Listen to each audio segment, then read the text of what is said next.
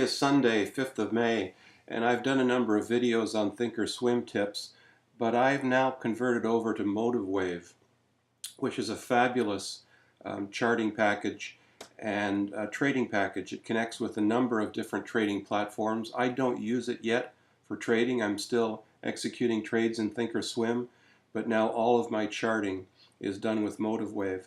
So I'd like to give you an overview of some of the features of MotiveWave. First thing you do when you click on the icon to launch it is it asks you to select a workspace. If you're new to it, it will ask you to create a workspace.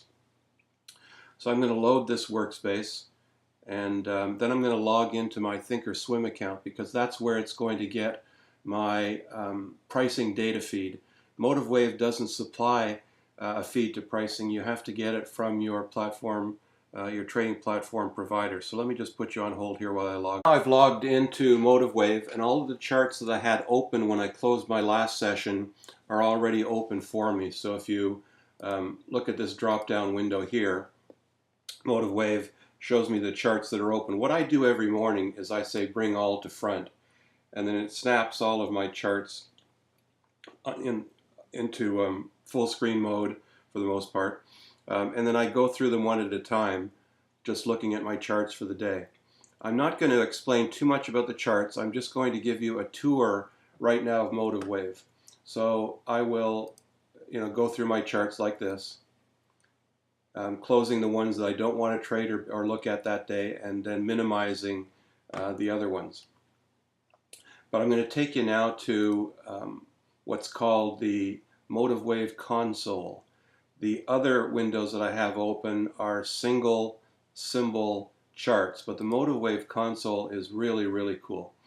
First of all, you have on the left-hand side a number of watch lists. It comes pre-populated with some watch lists, but you're going to have to create your own watch list for stocks that you want to keep an eye on, and I'll probably do a video on how to create a stock list. It's not as straightforward as with other trading platforms, but it's nonetheless very, very powerful once you've got it. You've got your toolbar across the top, and in the next video I'm going to show you how to customize the toolbar because that can be very, very helpful. And then you have your layout. You can choose a different layout from a number of different preset layouts that they have. I've chosen to have 6 panels open. And what's very cool about each one of these panels is that you can assign any number of symbols into any one of the grids. And then down here you have your time frames. So you can click on an Apple 1-minute chart and then look at it on a 5-minute basis, on a 15-minute basis, on a 30-minute basis, and so forth. And you can click, so you can have Apple open in one window, or you could have Apple open in all of the windows and then have a 1-minute, a 5-minute, a 15-minute, a 30, a 60, and a daily chart. Or you can have different symbols. So here you can have Apple open on a 5-minute basis. Here you can have Netflix open on a 15-minute basis, Caterpillar on a 15, Whirlpool on a 15, VMware on a 1 hour. So you can set it up any way you want. You can pop out any one of these windows anytime you want, like this. And then you've got all of the symbols that were in that particular frame in a full window. And then you can pop them back. You can add studies. You can add volume. There's an awful lot you can do. Up here, let's just take a look at some of the studies. So let's pop this one open, and let's go to, let's just delete all of the studies here, and I'll show you some cool things. This is the auto trend line feature that I'm going to talk about later in another video. Very, very powerful, very cool feature. So let's go into, this is a 5-minute chart. Let's look at some studies. You pull down studies, and the studies are categorized in groups, or you can just go into the add study, which lists them all in alphabetical order, and you can type to filter out your list. What's very nice is that the most recent studies that you've used are kept here in this grouping called recent. So if you're only going to use 10 or 15 different studies, then they're always going to be ready for you right at your fingertips.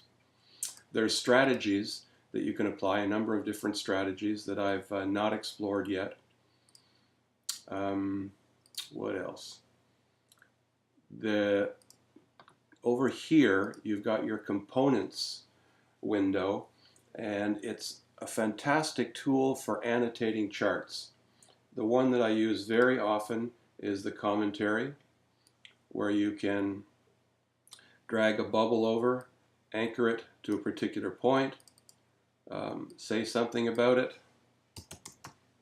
and it will stay logged to that point, and it will automatically grab that point. If you want to move this around, you just take the green center and move it around. If you want to move the whole thing around, you can move the whole thing around. But if you want to keep your comment anchored to a particular point, then you take the green center of your note and move it around.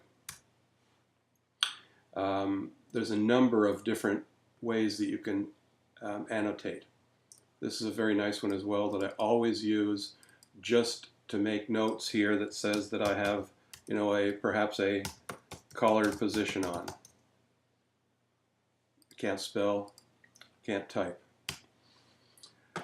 Up in general, you've got ways to label price. So you can drag this here and label the price. You can add a horizontal line, add trend lines, add channels, add different types of wedges. There's markers that you can add to the chart for visual effect. If you're drawing your own ABCD patterns, they've got these conveniently available for you. Here you've got your Fibonacci's, and I'm going to do a video on how to use the Fibonacci's as well, because these are just fantastic. GAN, which I'm not using too much of. Elliott Wave, which is brilliant, and I'll do a video on how to use the Elliott Wave tool and the automatic Elliott Wave tool. And then finally, the whole reason that I bought this is the ability to draw Gartley patterns. I would need to find you one that's got a Gartley already drawn, but I mean the basic way to do it is just drawing the pattern you think you have, then say this is your X, this is your A, and notice that it will, let me move the C out of the way here, it will tell you if that's your X and that's your A, this is where your B should be. This pattern, if it doesn't come down to a B down here, then it's failed. So, and when it does come down, it'll tell you where your C should be and your D. So it's really, really brilliant.